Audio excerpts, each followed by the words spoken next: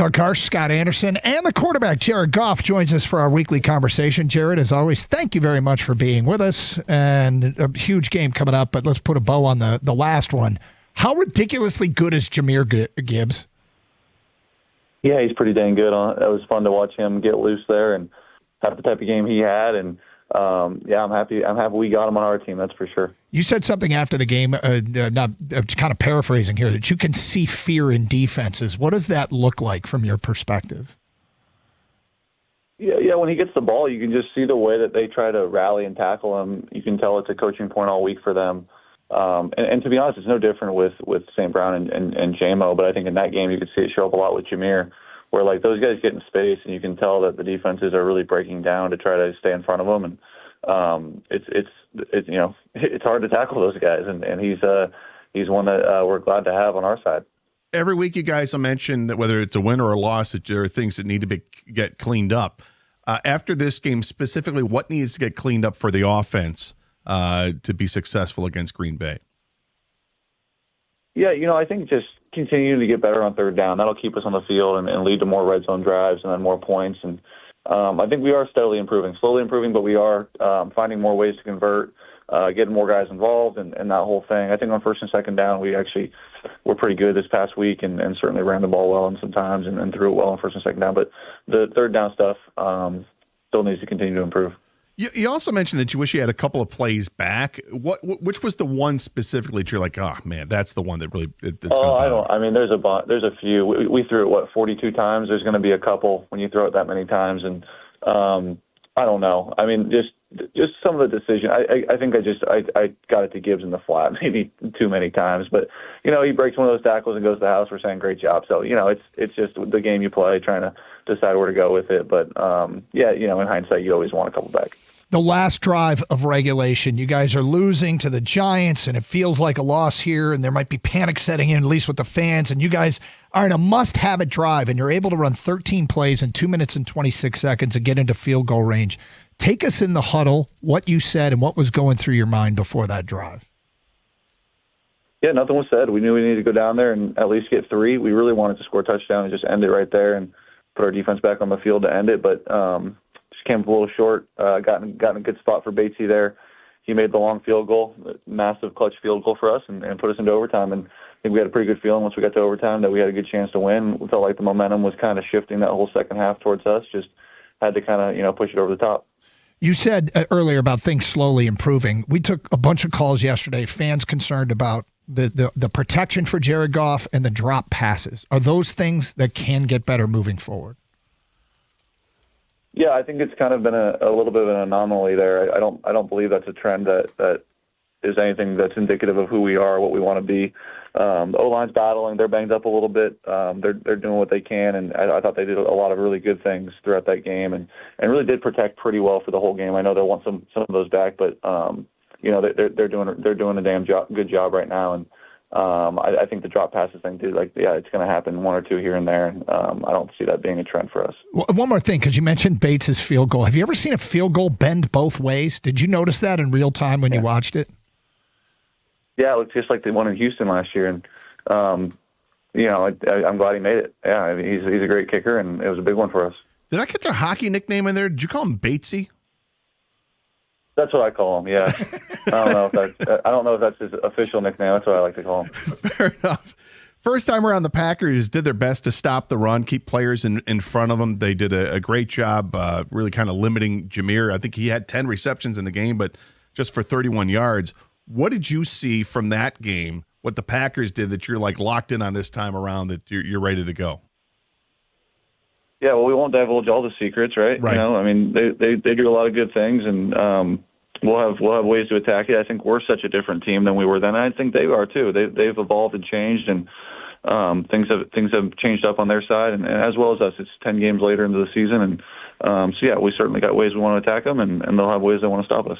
I've learned a lot talking with you and with players over the years that when I'm going to ask this question, the kind of the default answer is all games are big. But how big does this one feel on Thursday with the Packers? Yeah, I'm going to give you the same answer. They're all big. They all count the same, right? This one counts the same as last week, and the difference is it's a division game. Certainly that makes it count a little bit more. And it's there's no secret there. It is a division game. We do want to win this one to improve our division standings and then hurt their division standings. That's all part of it. So they probably feel the same way, and that's all we think about.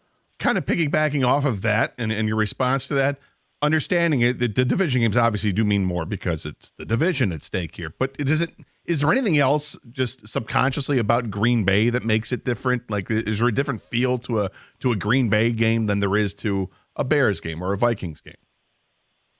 Yeah, I think the only difference, I guess, maybe that they've been good for a long time, and I think you're aware of the history of their franchise and the standard of their franchise for so long, and certainly that's carried through since my time here with the Lions, and for the last 5 years they've always been a tough team to beat, and so you're always aware of that. But yeah, again, dude, our division's as good as any division in football. It has been for the last 2 years, and every team in our division is good and tough, and these guys are no different. Laporta's down. Khalif is banged up. Tell us a little bit about Isaac TeSlaa and his development behind the scenes, where he's made strides that you see in practice that it could manifest themselves on the field moving forward. Sure, yeah, he's starting to become more of a complete receiver and develop, and as all rookies do, get better at certain things that he wasn't as good at in training camp, and work on things and understand the offense more, line up correctly, the whole thing. So yeah, he's getting better every day and improving, and he's starting to fill out his route tree a little bit where we can ask him to do a few more things. And so yeah, that could lead to him getting the ball a little bit more, but we'll see. I've always been curious about this. When the ball is snapped, from your perspective as the quarterback, are you more cognizant of your own personnel that's on the field, or more aware of what the route trees and progressions are supposed to be? Like, are there nameless and faceless players out there, or are you firmly aware that who is supposed to be where you're targeting? Yeah, it's a good question. Typically, I mean, you know who's on the field, but like I'm looking at space, so I'm feeling voids in the defense, and yeah, like if Saint's supposed to be number one on the route, I probably know that because he's who he is, and I want to get him the ball. But it sometimes, the spacing gets messed up, and a guy will end up not where he's supposed to be, and you throw it to him, and it's kind of funny because he, isn't where he's supposed to be, but he gets the ball because he's in the open area, and so that can happen sometimes. But I guess to answer your question, yeah, I mean, I know who's on the field for sure, but you are feeling space to some extent. You said something earlier about not wanting to give away secrets, and maybe this goes into that category. But given that Gibbs, is what he is, how do you strategically get a ball to a guy that you know that the defense is going to directly try and take away? I suspect that Green Bay will give him extra attention on Thursday. Yeah, I mean, he's not the first running back that they've played that's a good player, so they'll probably treat him the same way that they've treated other guys, and yeah, we'll see if they can stop it. We'll get him out. We'll get him out and get him the ball in certain different ways, and see what we can do. Micah Parsons, Rashawn Gary, they can be a problem. Decker and Sewell on the offensive line, that can be a problem. How should we as fans appreciate these battles, and do you at sometimes just kind of wish that you could sit back and just really enjoy it? Yeah, it is 5-star matchups, right? Like this is what you sign up for, and we got two guys on the edge that can play with anybody, and they got two great rushers on the edge that can play with anybody too. So it's a great matchup. Our guys will be ready to go, and it'll be fun. I've got a trio of Cal questions for you, if you don't mind. Cal Berkeley, sure. Yes. First, they fired their coach. As an alum, how do you feel about that?